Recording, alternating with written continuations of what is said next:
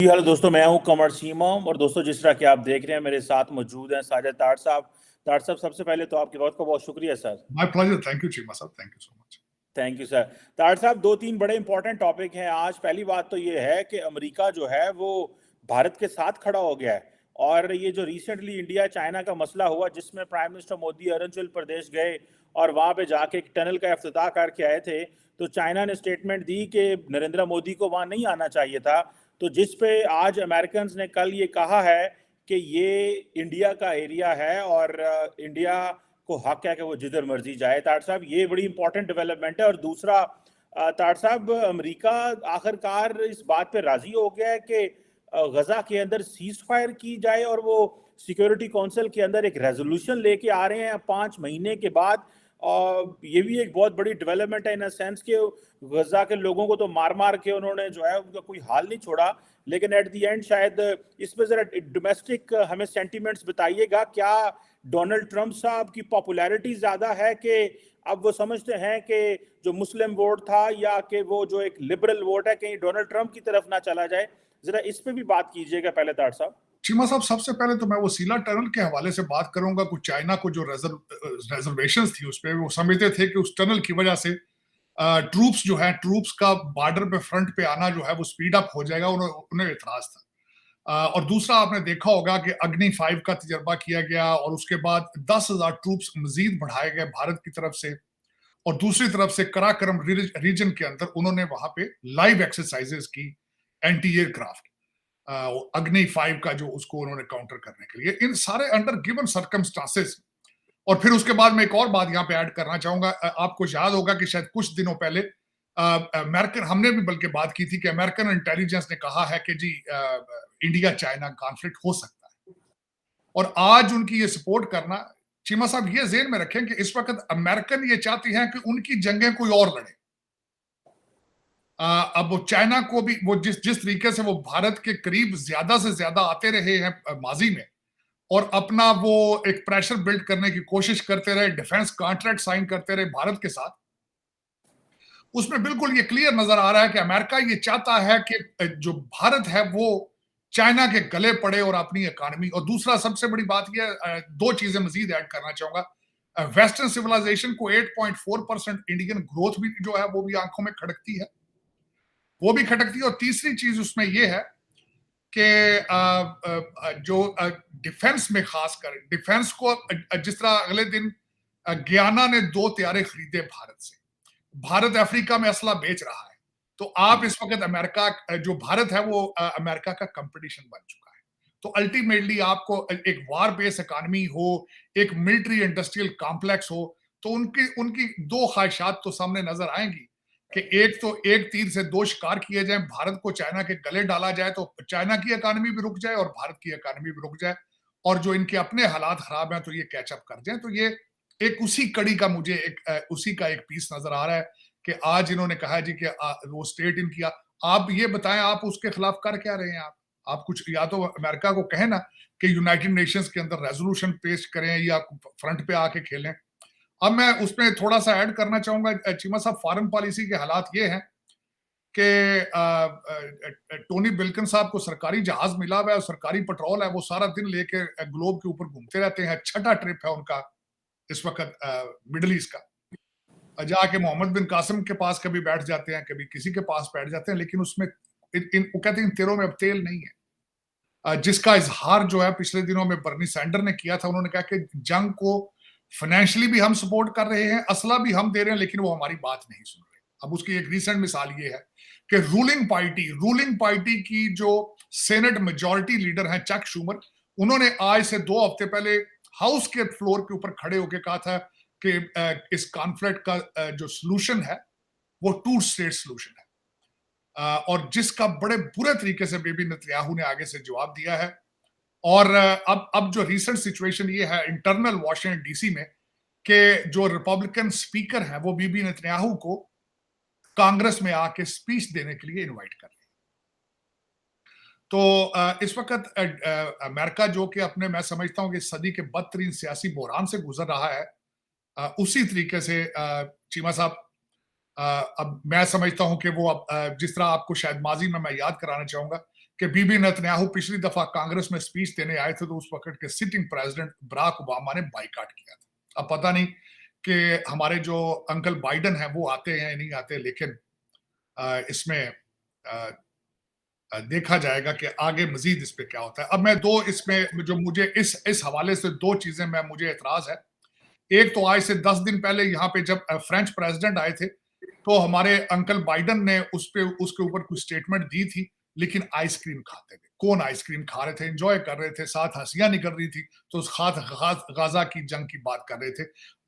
Uncle Biden को यह नहीं पता कि 5 महीने की जंग के अंदर 31,900 लोग मर चुके हैं।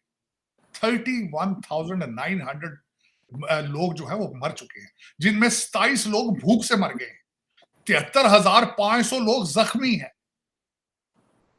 और दूसरी तरफ सिर्फ इजराइल अपनी फौज के रिपोर्ट कर रहा है कि सिर्फ 247 फौजी मर गए। वो कोलैटरल डैमेज की भी रेशो होती है ना, वो बिल्कुल रेशो कोई नहीं है। तो आज टोनी बिल्किन भाईजान जो है वो सुना है इजिप्ट चले गए हैं। ऑब्जेक्टिव क्या है कि एक तो आपने खुद फरमाया जिस तरह के वो एक रेजोल्यूशन यूनाइटेड नेशंस में लेकर आने वाले हैं, और इजिप्ट में वो मुसलमान मुल्कों के वुज़रा खारजा से मिलेंगे आज थर्सडे वाले दिन, आज के दिन। लेकिन उसमें से निकलेगा क्या? कुछ भी नहीं निकलेगा। उसकी वजह यह है कि टोनी बिल्किन साहब जो हैं वो उनकी बात अब सुनता कौन है? उनकी बात अब सऊदी अरेबिया, जहां से अभी वो मोहम्मद बिन कासिम से होके आए हैं, उन्होंने ईरान के साथ डील जाके बीजिंग में की है। इस वक्त सऊदी अरेबिया के चाइना ज्यादा करीब है वर्सेस अमेरिका के। अब एलाइज भी घबरा रहे हैं। अब एलाइज किस तरह घबराएंगे उसकी भी बात बताना चाहूंगा। टोनी भाईजान जो है, टोनी बिल्किन साहब, साउथ कोरिया सियोल में इन्होंने समिट थी डेमोक्रेसी समिट, उसमें जब गए सियोल में, साथ ही नॉर्थ कोरिया ने 6 मिसाइल उधर से उन्होंने मारे, और जिसमें वो मिसाइल का इफ्तिताह करने के लिए जब आ रहा था तो लिमोजीन में आया नॉर्थ कोरियन जो प्रीमियर था, और उस लिमोजीन में आया जो पुतिन ने उनको गिफ्ट की। और तीसरी बात अगली बताऊंगा कि उन 6 मिसाइलों में से कुछ मिसाइल जाके जापान के पास गिरे हैं, जापान के पास।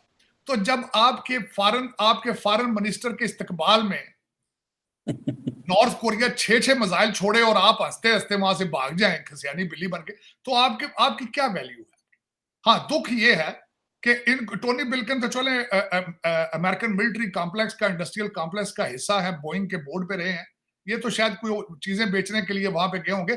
और लेकिन जो भाईजान रोजे रख के आएंगे वजीर खारजा दूसरे मुसलमान मुल्कों के, उन्हें कोई सोच नहीं है कि 32,000 बंदा मर चुका है, 32,000 बंदा मर चुका है।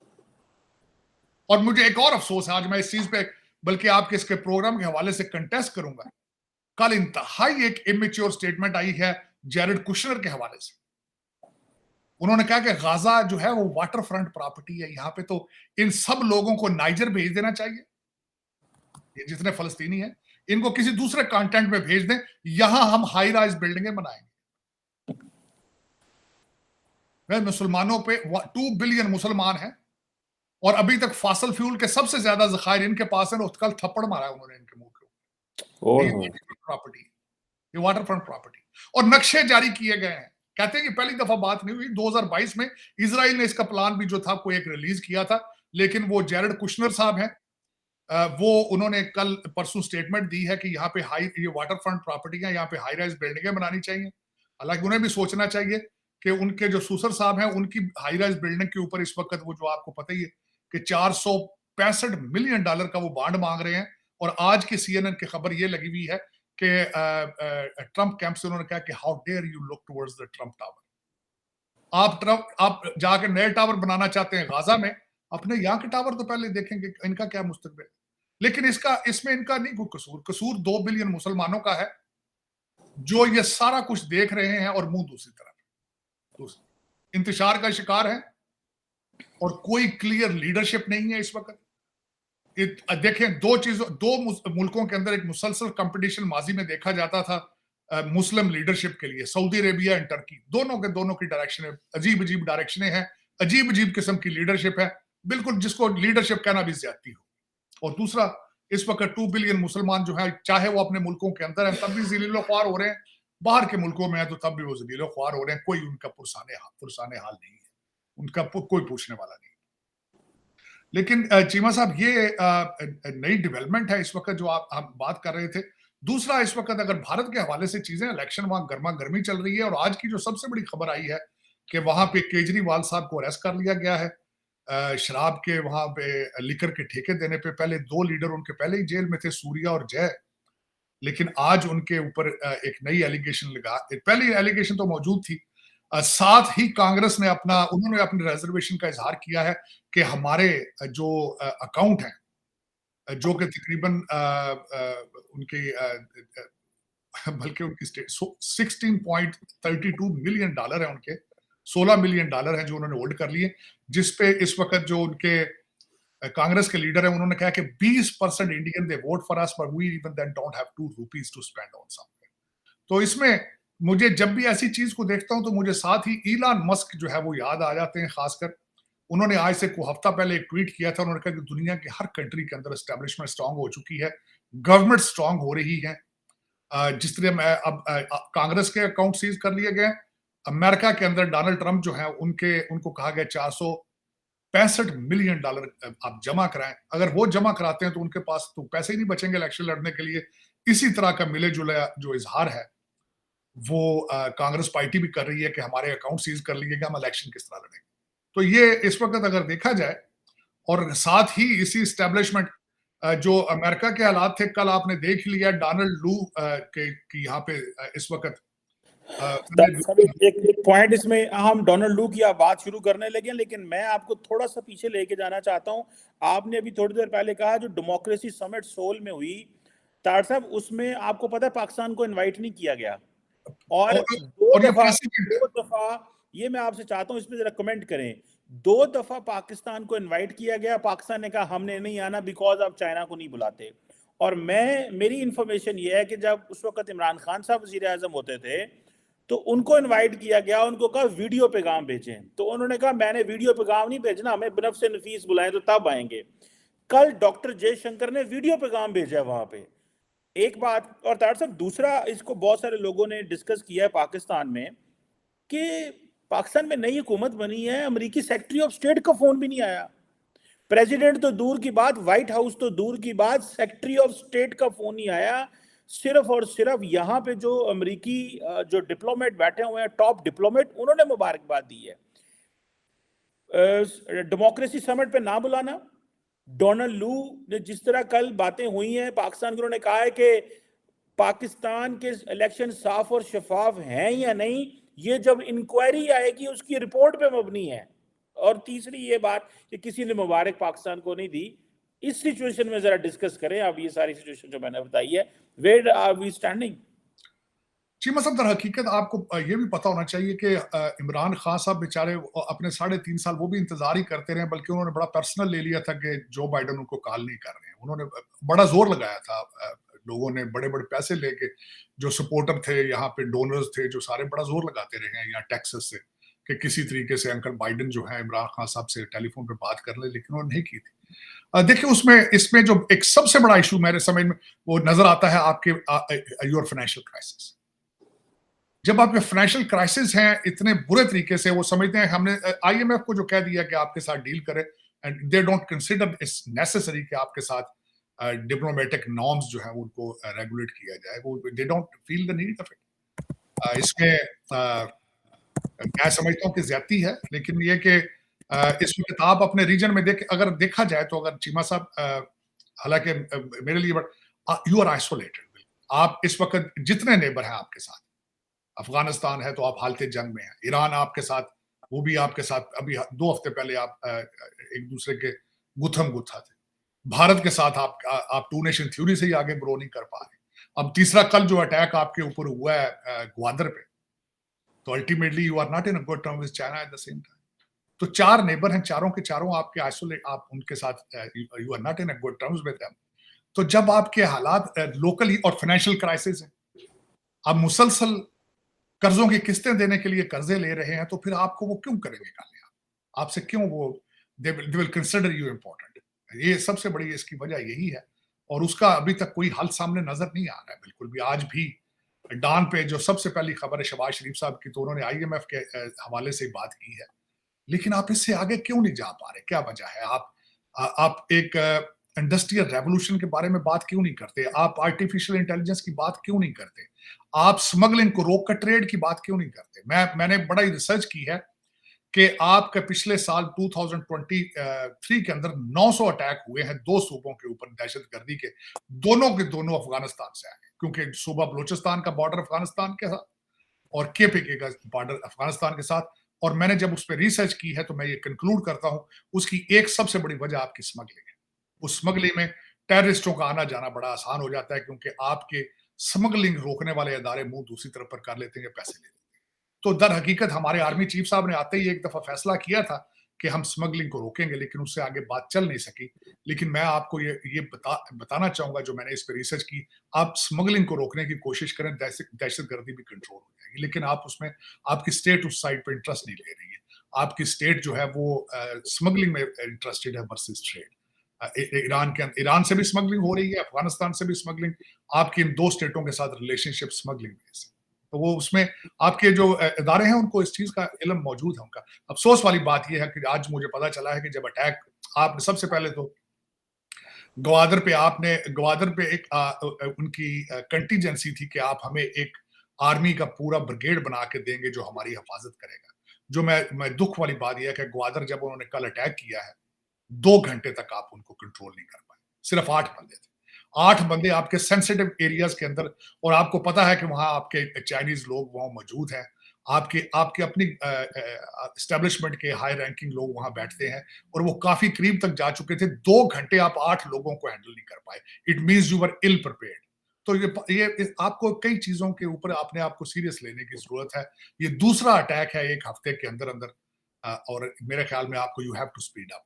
उसमें एक उसमें मैं ऐड ये करना चाहूंगा, आपके इंटरनल जो पॉलिटिकल इंस्टेबिलिटी है, आप उसको भी सही तरीके से कंट्रोल नहीं कर पाए।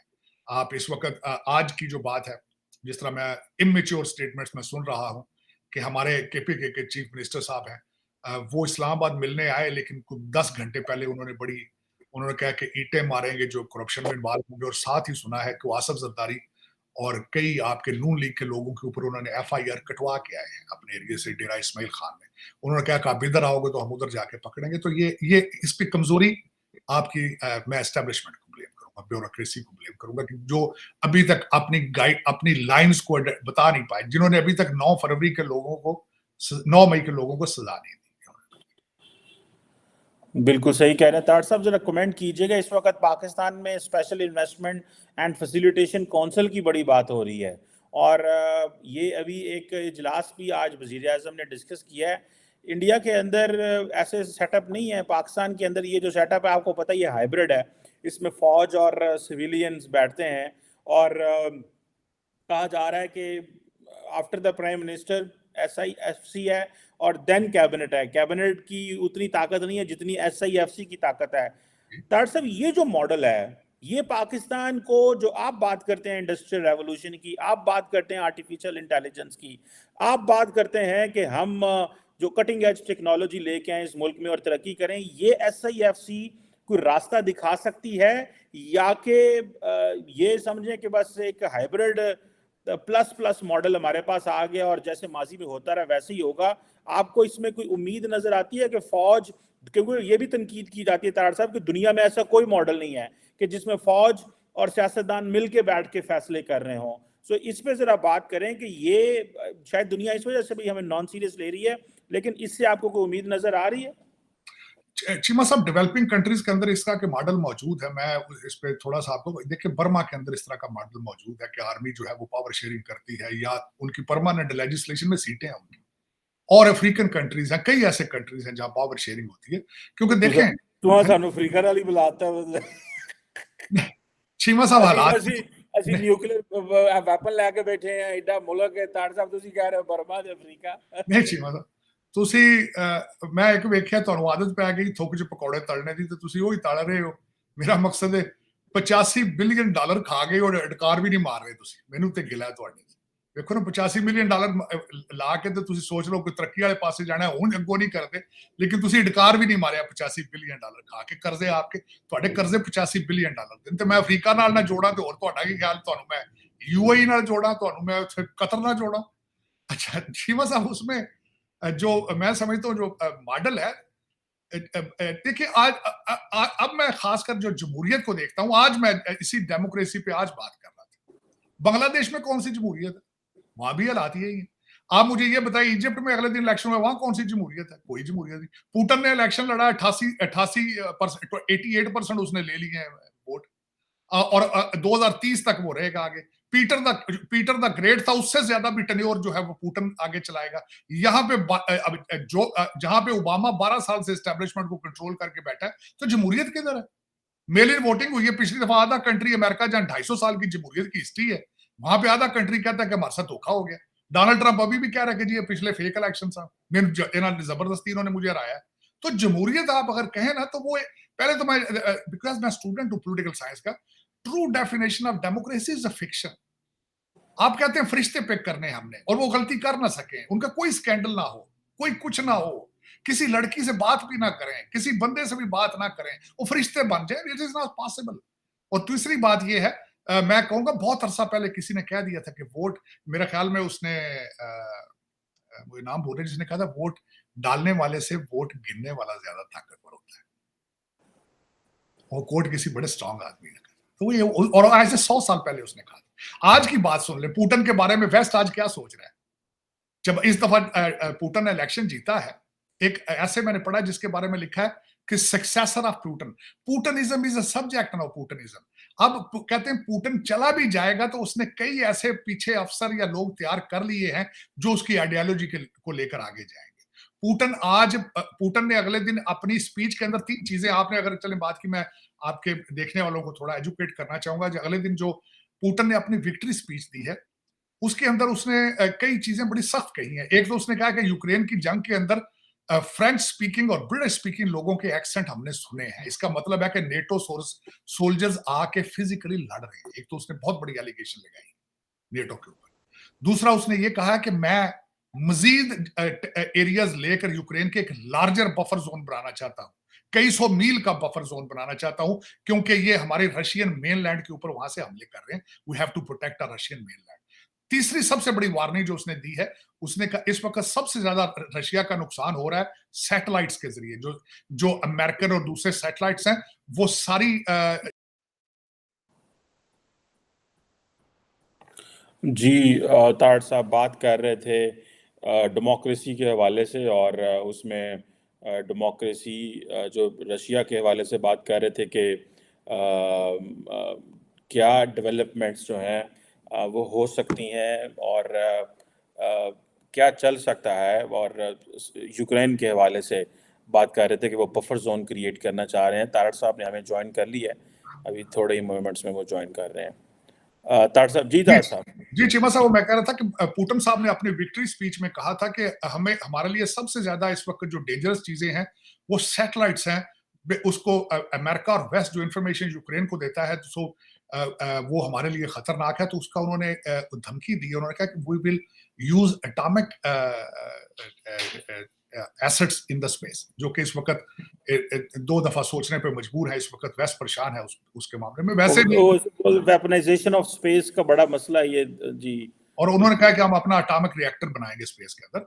तो इसमें अगर देखा जाए तो चीमा साहब, जमहूरियत अगर देखा जाए तो आज एक भी कंट्री ऐसा नहीं है जिसके अंदर आप कहें कि ट्रू जमहूरियत 100% इज वर्किंग। तो हाइब्रिड सिस्टम, मैं ये समझता हूँ हाइब्रिड सिस्टम भी काम करता है, तो सही तरीके से करे तो सही, और अगर सही तरीके से करे तो कौम फिर भी तरक्की कर सकती है। चीमा साहब, इस वक्त अगर देखा जाए तो पाकिस्तान को जिन चीजों की जरूरत है, एक तो आपको लग्जरी गुड्स के ऊपर पाबंदी लगानी चाहिए। आपको इस वक्त इकोनॉमिक इमरजेंसी की जरूरत है। दूसरा, आप अपने एक्सपोर्ट को बढ़ाने की बात करें, कोई अगर हो सकती है। तीसरा है कि जितनी शिफाफियत चीजों में लगाएं होनी चाहिए, अकाउंटेबिलिटी पे जोर होना चाहिए। और तीसरा, अभी तक किसी के मुंह से मैंने यही नहीं सुना कि अगली जनरेशन को हमने पढ़ाना किस तरह है।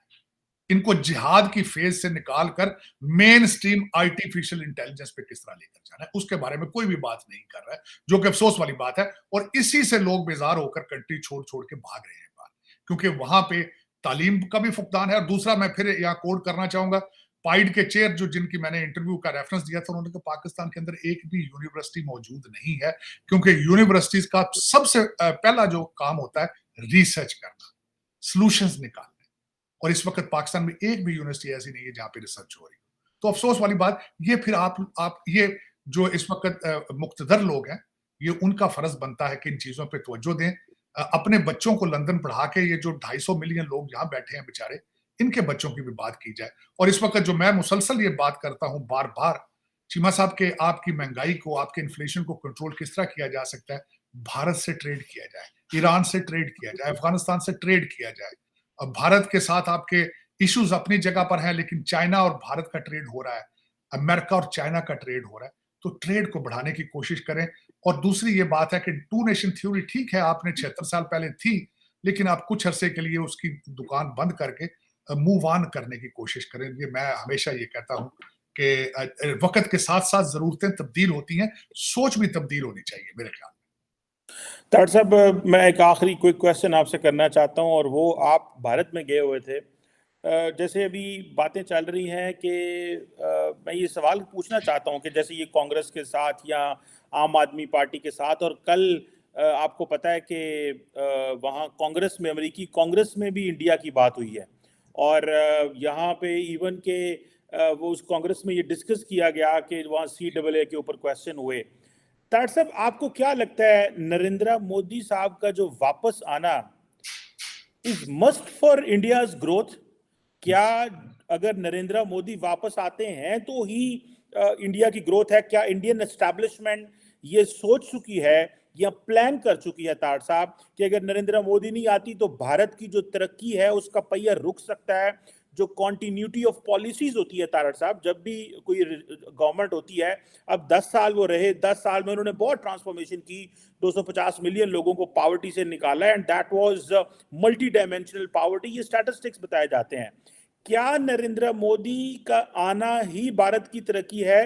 क्योंकि जिस तरह ये कांग्रेस आम आदमी पार्टी के साथ किया जा रहा है, इट टेल्स के वहां पे एस्टैब्लिशमेंट ये समझती है कि सम हो, जो भी हो, मोदी साहब आए, that is the only way India तरक्की करेगा। आप तो हो के आए हैं, इस पर जरा थोड़ा कमेंट करें प्लीज। चीमा साहब, मैं समझता हूँ भारत की तरक्की जो है इस वक्त, उसको स्पीड अप करना, इसके बुनियाद तो 1991 में इसमें नरसिम्हा राव और मनमोहन सिंह साहब ने रखी थी, उसके बाद वाजपेयी साहब ने, और कंटिन्यूटी आई है। आज की भारत की तरक्की का मैं क्रेडिट बिल्कुल मोदी साहब को दूंगा, उनके उनके बगैर ये पॉसिबल नहीं थी। और दूसरा, अगर भारत उससे पहले कोलिशन गवर्नमेंट्स होती थी, और दूसरा चीमा साहब मैं कहूंगा, जहां भी कोलिशन गवर्नमेंट्स होती हैं दुनिया की किसी जगह पे, वहां तरक्की नहीं होती, वो एक दूसरे के साथ लड़ते रहते हैं। मैं यहाँ के कांग्रेस की मिसाल देता हूँ, टूटी फूटी इस वक्त शख्सियत हासिल है रिपब्लिकन पार्टी को हाउस के अंदर, कांग्रेस में सेनेट के अंदर उनके पास नहीं है, कुछ भी नहीं कर रहे, सारा दिन एक दूसरे के साथ लड़ते हैं, एक भी तरक्याती काम नहीं हो सका। बहस बराए बहस पार्टी लॉयल्टी के ऊपर जाके सारा दिन लड़ते रहते हैं। सफर कौन करता है? मुल्क सफर करता है, कंट्री सफर करता है, वोटर सफर करते हैं, जनरल मैसेज सफर करते हैं। मेरे ख्याल में ना सिर्फ एस्टेब्लिशमेंट ने वहां माइंड बना लिया है, पूरे भारत ने माइंड बना लिया कि मोदी इज कमिंग बैक, और they will keep growing the way they are growing, इसमें कोई शक नहीं। और मैं समझता हूं कि इस वक्त भारत की तरक्की जो है वो it is contingent on Modi साहब। बल्कि इस वक्त मैं कई आर्टिकल पढ़ता रहता हूँ, इसके बाद जो दूसरे रिप्यूटेबल जिन्होंने बेस्ट परफॉर्म किया है यूपी के चीफ मिनिस्टर हैं, लोग कई ऐसी बातें करते हैं कि he may be the successor of Modi साहब, और उनकी भी परफॉर्मेंस है। जिस तरह मैंने आपको बताया कि मैं इस दफा देख कर आया हूं कि यूपी के अंदर 6 नए एयरपोर्ट बन रहे हैं, और उनकी भी परफॉर्मेंस जबरदस्त है। He is dedicated person. मैं इस दफा जब भारत गया तो कई लोगों के साथ डिस्कस किया, हम बार बार, मैं कई दफा कहता हूं तालीम तालीम तालीम, लेकिन कई चीजों के लिए तालीम नहीं, performance, dedication, patriotism is very important. तो वो that is what is given by Modi to the nation. और वो दूसरी चीज जो जिस बंदे में देख रहा हूं, वो मैं योगी साहब यूपी वाले, उनके पीछे भी लोग हैं। और अल्टीमेटली जब भी आप बात करते हैं तो आप ये सोचना, कई लोग जो है पाकिस्तान में बैठ के इस चीज को भूल जाते हैं कि the majority of population in India they are Hindus. So वो अगर इकट्ठे होते हैं तो उनके लिए अच्छा है। आपको नहीं पसंद तो आपको ना, क्या फर्क पड़ता है आपका, आपकी ओपिनियन का। मैं तो बल्कि हमेशा ये कहता हूँ, आपको भी कुछ आय वाला चाहिए यहाँ पे पाकिस्तान में भी, क्योंकि आपको हार्वर्ड कैम्ब्रिज वालों ने अभी तक बैंकरप्सी दी है, इसके अलावा कुछ नहीं। सही कह रहे हैं तार साहब, ये तो आपकी बात हमेशा ठीक होती है। आप सही कहते हैं कि इधर से तो पढ़ के जाते हैं, लेकिन आपकी बात, वो मैं अक्सर हमारे जो ब्यूरोक्रेट दोस्त हैं उनको कहता रहता हूँ। अगले दिन भी कुछ दोस्तों के साथ बैठा हुआ था, मैंने कहा आप जब अमेरिका जाते हैं आप बिल्डिंग्स देख आते हैं, आप अपार्टमेंट देख आते हैं, और फिर आके इत्थे तुसी पैसे इकट्ठे करने लग पैंदे हो कि वापस किंज लेके जाने ने। तो उनकी ये बेगमात जो है ना निशानियां लगा जाती है ना घरों के ऊपर, वो कहती है नहीं ਅਸੀਂ ਹੁਣ ਜਾਇंट ਤੇ ग्रोसरी ਲੈਣੀ करनी ना साडा दी बो आंदी लाहौरों ਅਸੀਂ नहीं जाना ਉੱਥੇ, क्योंकि वो चीज़ से इस तरह ही है। फिर वो उनको जब वापस आते हैं डीपीओ डीसीओ तो दफ्तरों के अंदर उनको लोग नजर नहीं आते, लोगों की शक्ल में डॉलर और पाउंड नजर आते हैं।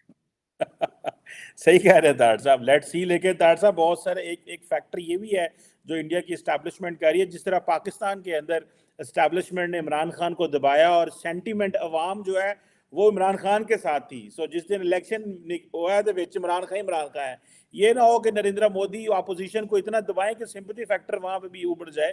सो वहां पे भी ये फैक्टर पड़ सकता है। लेकिन मोदी साहब के पास जो है जो 10 साल की तरक्की उन्होंने की है या जो ग्रोथ हुई है, मैं समझता हूँ वो उनका बड़ा सर्टिफिकेट है। चीमा साहब बहुत बड़ी लिस्ट मौजूद है मोदी साहब की अकम्पलिशमेंट्स की। यहाँ पे हमारी अकम्पलिशमेंट्स थी काले बकरे, जिन, उस्मान बुज़दार। लेकिन इसके बावजूद मैं फिर भी बहुत बड़ा फैन हूं खान साहब का, मुर्शद पाक का। 55 जलसे किए उन्होंने, वो खतरनाक कार्ड इस्तेमाल किए, एंटी अमेरिका जज्बात, एंटी आर्मी जज्बात, और उसके ऊपर तड़का जो उन्होंने बेचा इस्लाम को। उन्होंने कहा कि उम्रा ना करने जाओ, पीटीआई के लिए काम करो, ये सियासत नहीं जिहाद है। और जो वो तड़का जो उन्होंने बेचा है, जो कि मुल्क के लिए इंतहाई खतरनाक है। लेकिन फिर उमर अयूब साहब ने कहा कि हमारे डब्बों के अंदर फरिश्ते वोट डाल गए। आपके ऊपर तरस ही आता है, दुआए खैरियत, क्योंकि आप अटामिक पावर है, अटामिक पावर है। और जो बंदा आपका इस वक्त उमर अयूब साहब है, जो कि खुद एक डिक्टेटर के, मिलिट्री डिक्टेटर के पोते हैं, graduated from George Washington university, and he has opinion today कि वोटों के डब्बों के अंदर जिन वोट डाल गए। मुझे तरस भी आता है, खौफ भी आता है आपसे कि पता नहीं आपकी डायरेक्शन क्या है, कि जॉर्ज वॉशिंगटन की तालीम के बाद भी आप जो है जिनों पे बिलीव कर रहे हैं, फरिश्तों में। चल करें फिर आप चीमा साहब, पहले भी आपने एक दुनिया की एटॉमिक पावर जो है काले बकरे और जिनों पे चलाई। ये गिला है। सही कह रहे हैं तार साहब। इमरान खान साहब ऑक्सफोर्ड के पढ़े थे, मौजूदा अपोजिशन लीडर जॉर्ज टाउन के पढ़े हैं, और जिनों और जो है वो बकरों और इनके ऊपर चल रहे हैं। आप देखें, अल्लाह ही, आपकी बात सही है कि न्यूक्लियर पावर है, अल्लाह ही हमारा हाफिज है। आई होप कि चीज़ें बेहतर होंगी इस टेन्योर में, सख्त फैसले किए जाएंगे। थैंक यू वेरी मच सारे तार साहब। Sir, it's always pleasure talking to you. वक्त का बहुत शुक्रिया sir, thank you very much.